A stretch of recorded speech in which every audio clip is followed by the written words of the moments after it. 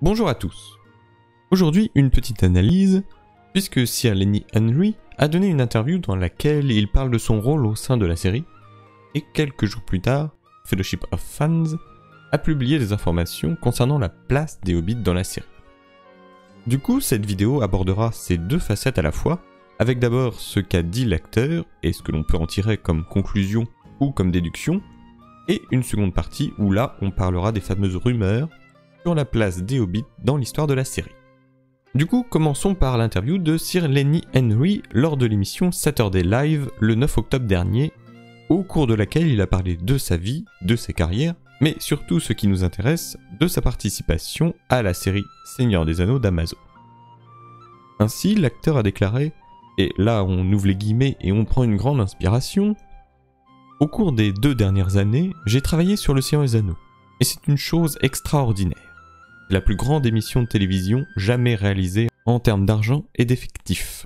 Littéralement une centaine de personnes sont sur le plateau, vous regardent fixement en essayant de déterminer à quoi vous ressemblerez avec 4 pieds de haut.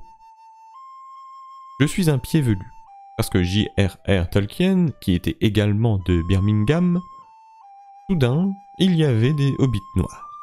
Je suis un hobbit noir, et c'est génial.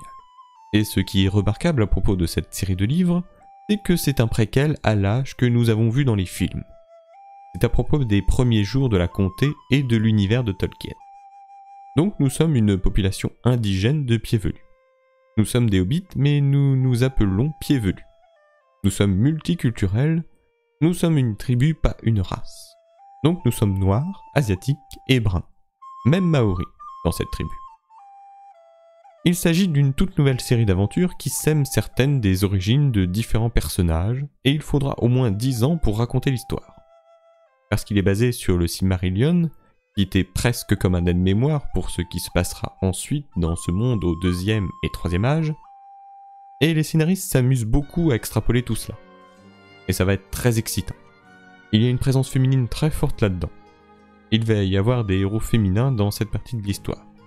Il va y avoir des petites gens comme d'habitude. Donc voilà, Lenny Henry jouera bel et bien un Hobbit, comme les rumeurs de cet été nous l'avaient annoncé, et dont j'avais parlé dans la première vidéo de la chaîne. Lenny Henry, acteur de 61 ans, faisant la modique taille d'1m90, ça rappelle quelqu'un qui jouait aussi un personnage de petite taille dans le même univers, n'est probablement pas si connu que ça en France. Même si pour l'histoire, il a doublé la tête réduite du Magicobus dans Harry Potter et le prisonnier d'Azkaban.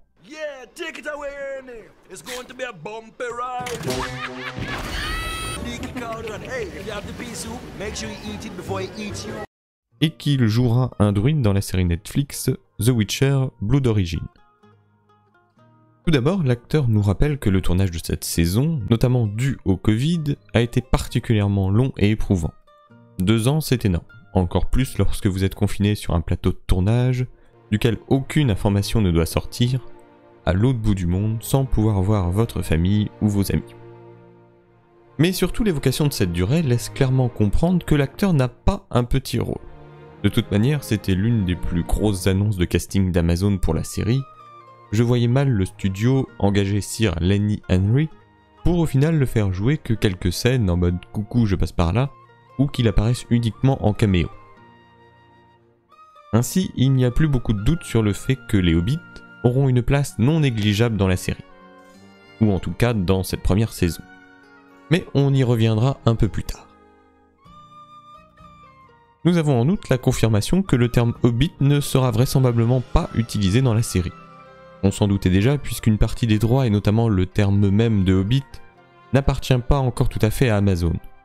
Et en l'occurrence, le terme de pied velu sera utilisé à la place, comme nous l'avait révélé The One Ring d'ailleurs. Pour le coup, on est bien dans l'esprit de la description que nous fait Bilbon de ces hobbits dans la communauté de l'anneau. C'est clairement l'occasion pour la série d'amener un peu plus de diversité en s'engouffrant dans les descriptions que Tolkien avait fait des pieds velus. Nous aurions donc des proto-hobbits, ou pré-hobbits comme vous voulez, qui seraient noirs, asiatiques, voire maoris. Honnêtement, si cela peut éviter de l'intégration multi-ethnique partout sans raison, je trouve ça bien. Ici, au moins, Tolkien les avait envisagés ainsi. Ensuite, on en vient à ce qui m'a un peu surpris. L'acteur nous parle des premiers jours de la comté. Alors même s'il est certes techniquement possible qu'il y ait des hobbits au second âge, même s'il me semble que Tolkien ne l'a jamais confirmé explicitement, la comté, elle, n'a été fondée qu'au IIIe âge. En effet, les annexes du Retour du Roi nous apprennent que le roi Argeleb II accorda aux hobbits la terre qui deviendra plus tard la comté en 1601 du IIIe âge. Plusieurs milliers d'années après le second âge du coup. Si la série se passe bien exclusivement à cet âge, le royaume d'Arnor lui-même n'est fondé qu'à la toute fin de cette ère, soit au mieux dans la dernière saison de la série. Alors on pourrait se dire que le roi accorde ses terres a posteriori, alors même que les hobbits y sont déjà établis, mais cela irait à l'opposé de ce que raconte Tolkien dans ses écrits. Et cela m'amène à une question à la réponse très subjective, est-il vraiment nécessaire d'avoir des hobbits dans la série? Enfin je veux dire, j'aime bien les hobbits, il n'y a aucun problème. Il en faut toujours un, mais dès qu'il y en a un ça va, c'est quand il y en a beaucoup que les problèmes. Allez, bon courage. Mais on en a déjà eu dans 6 films. On pourrait se dire que c'est dommage que des hobbits volent du temps de présence à l'écran aux elfes, aux nains et aux hommes qui ont déjà une histoire particulièrement dense à cette période sans devoir en rajouter. Et cela amène un problème. Ça fait énormément d'endroits, de personnages et de parcours à suivre en 8 épisodes. D'autant plus si les 2 premiers sont vraiment uniquement consacrés au prologue. Sachant que visiblement Amazon l'a autorisé à communiquer à ce sujet, cela signifie que le studio souhaite que les spectateurs, et potentiels futurs spectateurs, sachent que la série comprendra des semi-hommes. Alors oui, pour une majorité du public, la Terre du Milieu est synonyme de Hobbit. Mais pour moi, ils sont nettement plus liés au 3e âge, et je ne vois pas en quoi découvrir leur périple jusqu'aux terres où ils s'établiront plus tard ajouterait une plus-value à leur background. Pour amener un public un peu néophyte, ou qui a juste vu les films 1 ou 2 fois, oui, avoir des hobbits peut être un bon moyen de les attirer vers la série. Surtout que les hobbits sont vraiment une particularité de l'univers de Tolkien. Certes repris dans d'autres œuvres, mais aux yeux du grand public, Tolkien est plus associé aux hobbits qu'aux elfes par exemple. D'un sens, ce serait un peu dommage et amoindrirait le rôle des hobbits, à la fois dans le Hobbit et le Seigneur des Anneaux, puisque toute la bravoure de Bilbon, Sam, Frodon, Pippin et Merry vient du fait que justement, les hobbits sont un peuple calme. Ou rien d'inattendu ne survenait jamais. Donc voir des hobbits combattre rendrait moins exceptionnel leur parcours et leurs actes dans ces histoires-là. Et s'ajoute aussi un second problème. Comment Bilbon et Frodon, qui sont des hobbits assez érudites, ne connaissent pas l'histoire de leur peuple? Parce que je veux dire, Gandalf explique quand même à Frodon et Sam dans le Seigneur des Anneaux ce qu'il s'est passé à la fin du Second Âge en rapport aux guerres et aux anneaux. Or, à cette époque, les grandes batailles se sont produites en des régions, qui se situent excessivement près de la comté.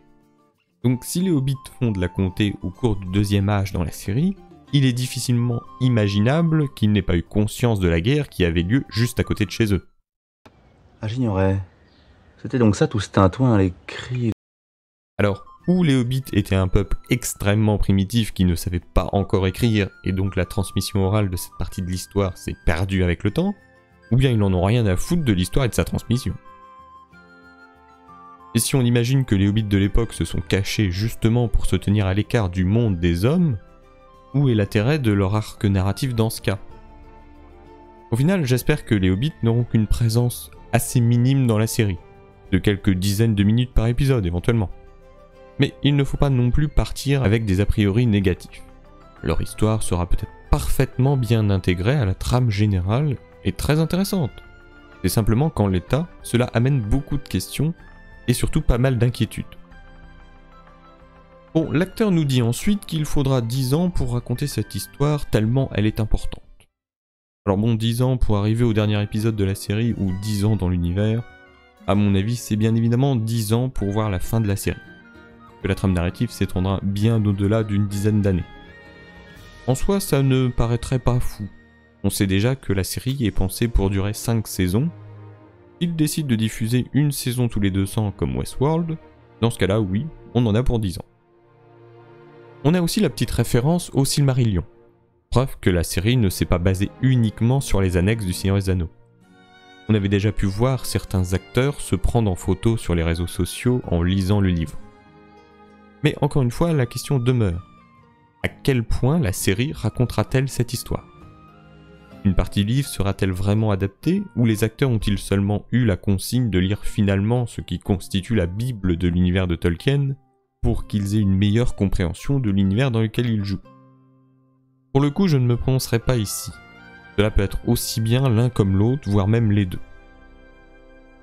Enfin, la place des femmes dans la série. On s'en doutait tous, le ratio femmes-hommes ne sera certainement pas le même que pour les films. Les scénaristes ayant l'opportunité de créer des personnages féminins, ayant une vraie place dans l'intrigue et un vrai intérêt, pas comme Toriel qui, objectivement, et même si le personnage ne me dérange absolument pas, n'apporte rien au récit. On sait d'ailleurs que Galadriel aura une place très importante, si ce n'est peut-être le personnage principal de la série. C'est une bonne chose de voir un peu plus de personnages féminins sur le devant de la scène dans une adaptation de Tolkien. Et on en vient donc à la partie rumeur, ou en tout cas information non confirmée officiellement. D'abord, il semblerait, selon les informations de Fellowship of Fans, que Sir Lenny Henry ait bien dit la vérité. Ah ! En même temps, vous me direz, pourquoi aurait-il menti ? Mais surtout, on apprend que durant la saison 1, l'histoire principale des proto-hobbits sera leur voyage vers l'ouest en tant que troupe ou tribu. Dans la série, ils seront d'ailleurs plutôt appelés pionniers, même si, du coup, ce sont des pieds velus comme l'a déclaré Sir Henry. Le terme pionnier sous-entend que ces hobbits seront les premiers à voyager au-delà des monts brumeux vers ce qui sera plus tard la comté. Ils seraient d'ailleurs présents dans au moins 6 épisodes. Probablement de l'épisode 3 à 8, vu que les rumeurs tendent de plus en plus vers un double épisode prologue à la série. Mais même, j'ai toujours du mal à croire qu'on aurait presque 2 heures d'introduction reprenant une partie du Silmarillion. Enfin bref.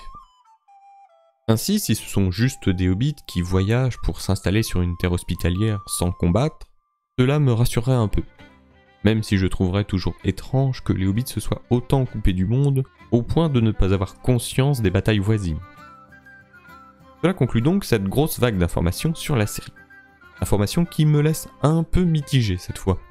J'ai toujours aussi hâte de voir la série, mais je dois bien avouer que je ne m'attendais pas à une présence si importante de hobbits. J'ai pourtant encore bon espoir d'être agréablement surpris par leur histoire. Merci à vous, et à la prochaine.